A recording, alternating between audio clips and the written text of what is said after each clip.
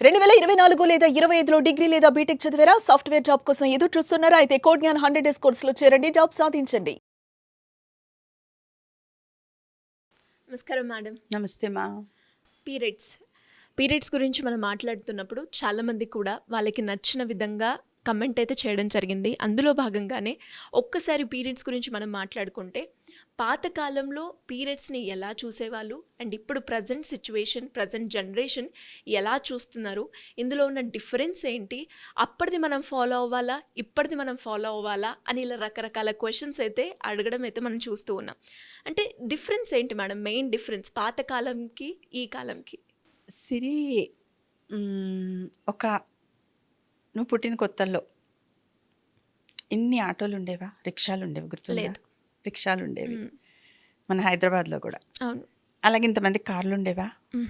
లేదు కదా. ఇంతమంది అమ్మాయిలు టూ వీలర్స్ వాడేవాళ్ళ? లేదు. సో చేంజెస్ చాలా వచ్చాయి. అప్పుడు ఎలా ఉండేవి అసలు మీ జనరేషన్ ఊహించలేదు. మా జనరేషన్కి తెలుసు. పెద్ద పెద్ద ఇళ్ళు ఉండేవి, చాలా పెద్ద ఇళ్ళు ఉండేవి. అలాగే ఇప్పుడు చూడండి, మీరు వెళ్ళి ఇలా ట్యాప్ తిప్పగానే వాటర్ వస్తున్నాయి అందరికీ దాదాపుగా.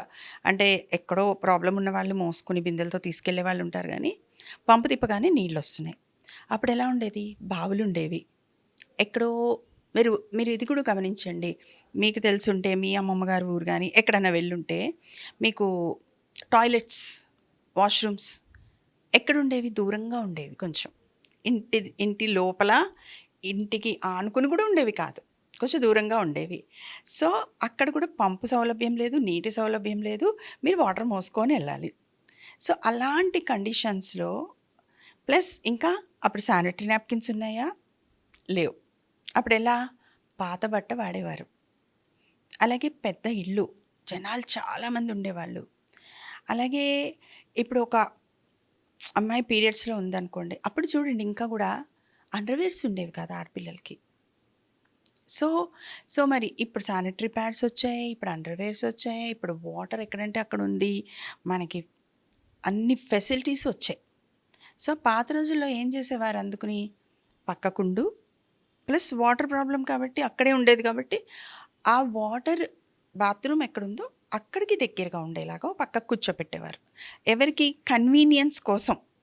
ప్లస్ ఈ పీరియడ్స్ అవుతున్నప్పుడు, ఈ బ్లీడింగ్ అవుతున్నప్పుడు బాడీ పార్ట్స్లో పెయిన్ ఉండొచ్చు, స్ట్రెయిన్ ఉండొచ్చు, దే నీడ్ రెస్ట్.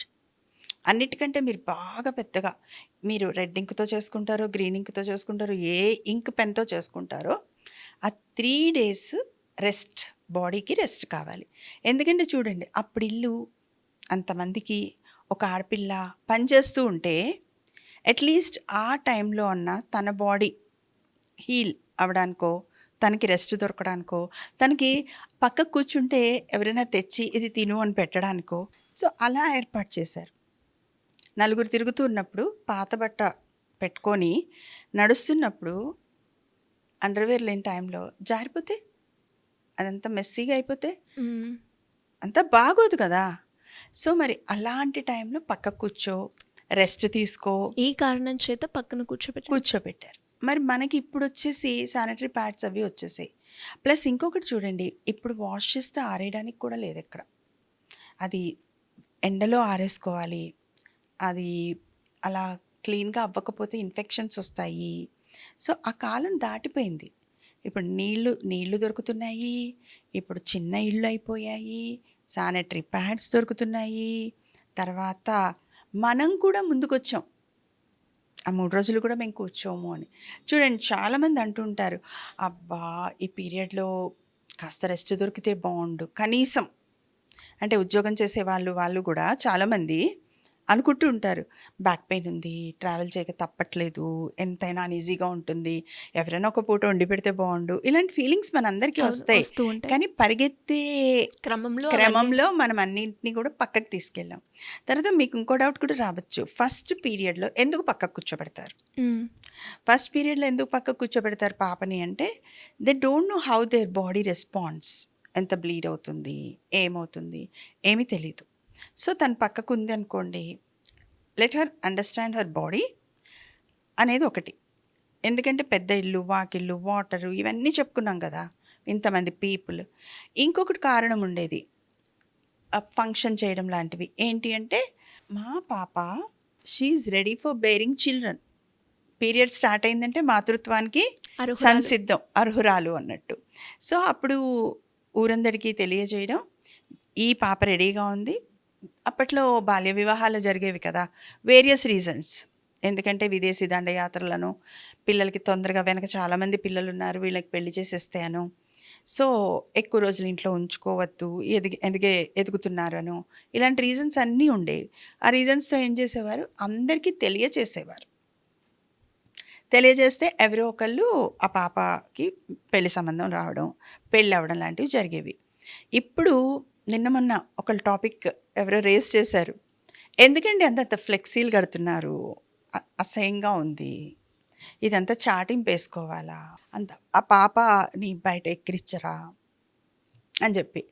అంటే నిజమే, అవసరం లేదు. అంటే ఇదొక సంబరం. నేను ఎప్పుడు చెప్తూ ఉంటాను, అందుకే కొన్ని పాత పద్ధతుల్లోంచి బయటికి రాలేకపోతున్నాం కదా, కొన్ని కొత్త పద్ధతుల్ని మేదేసుకుంటున్నాం, వీటిని కలిపి ఎక్స్ట్రా చేసుకుంటూ ముందుకు నడుస్తున్నాం. సో పాత రోజుల్లో ఎందుకు అలా ఉంది, ఇప్పుడు ఎందుకు అలా ఉంది, ఫెసిలిటీస్ మారాయి, సౌకర్యాలు మారాయి. మీరు చూడండి, ట్రావెల్స్లో కూడా వద్దు, ట్రావెల్కి వద్దు, నువ్వు రెస్ట్ తీసుకో, నువ్వు పక్కకుండు, ముట్టుకోవద్దు, అంటుకోవద్దు, ఏంటి దూరం నుంచి ఫుడ్ పెట్టడం, ఇవన్నీ మనం ఏం చేసామంటే ట్యూనింగ్లో కూడా కొంచెం అలా తీసుకున్నాం. వాళ్ళకి రెస్ట్ ఇస్తున్నాము, వాళ్ళకి మంచిగా 3 రోజులు కొంచెం స్థిమితంగా ఆహారం తీసుకుంటే చక్కగా వాళ్ళు నెక్స్ట్ మళ్ళీ 1 రోజులు వాళ్ళకి పనిచేసే శక్తి వస్తుంది. ఇలాంటివన్నీ ఆలోచించట్లేదు మనం. అంటుకోవద్దు, ముట్టుకోవద్దు, ముట్టుకుంటే ఏదో అయిపోతుంది, అది అలా చూస్తేనే ఏదో అయిపోతుంది, ఎదురు రాకూడదు, ఇలాంటివన్నీ పెట్టేసుకున్నాం నమ్మకాలు. అంటే ఎవరు ఎలా ఆలోచించి ఎలా తీసుకుంటారో మనకు తెలీదు, కానీ పెట్టింది ఒకదానికి, మనం తీసుకునేవి రకరకాల కారణాలు. ఇప్పుడు కూడా అంతే, ఫంక్షన్స్ చేసుకోండి చక్కగా, కానీ ఊరంతా ఫ్లెక్సీలు వేయాల్సిన అవసరం లేదు, ఊరంతా. కానీ ఇక్కడ ఇంకొకటి నాన్న, రెండు జరుగుతూ ఉంటాయి. మనం మగపిల్లలకి అవగాహన కలిగిస్తే అదొక గుడ్. అవగాహన కలిగించుకోలేదనుకోండి, వాళ్ళు వెక్కిరించడం మొదలు పెడతారు. ఈ పిల్లలు మళ్ళీ స్కూల్కి వెళ్ళినప్పుడు, మళ్ళీ బయటకు వచ్చినప్పుడు ఏదో జరిగిపోయింది, ఏం జరిగింది అని. సో అలాంటి విషయాల్లో అబ్బాయిలకి అమ్మాయిలకి మళ్ళీ అవగాహన ఇవ్వాలి. సో ఇప్పుడు మీరు ముందుకు వెళ్ళే సమాజంలో ఉన్నారు కాబట్టి పీరియడ్ని ఎలా తీసుకుంటారు, ఇట్స్ అ కామన్ థింగ్ లాగా తీసుకుంటారా, న్యాచురల్ ప్రాసెస్గా తీసుకుంటారా, ఎలా తీసుకుంటారు, అప్పటి పరిస్థితులు ఏంటి, ఇప్పటి పరిస్థితులు ఏంటి, ఎందుకు పక్కన కూర్చున్నాం, ఎందుకు రెస్ట్ తీసుకోమన్నారు, మన బాడీకి ఏం కావాలి, ఇవన్నీ. ఇప్పుడు చూడండి, మేము అదే అడుగుతుంటాం, అరే మీ టీచర్స్ సెలవు తీసుకుంటారా, తీసుకోరు కదా. క్రీడాకారులు అమ్మాయిలు ఉంటారు, తీసుకుంటారా, తీసుకోరు, దే విల్ ప్లే. అలాగే సినిమా యాక్టర్లు ఉంటారు, అబ్బాయి కాల్ షీట్లు ఇవ్వనండి అంటారా, ఇవ్వరు. మనం కెరీర్ కోసం, సక్సెస్ కోసం పరిగెడుతున్న క్రమంలో మార్పులు కూడా కొన్ని తీసుకోవాలి, తప్పదు. Thank you ma'am, thank you so much. Welcome నాన్న. సుమన్ టీవీలో మీ పర్సనల్ అండ్ బిజినెస్ ప్రమోషన్స్ కోసం కింది నెంబర్కి కాంటాక్ట్ చేయండి.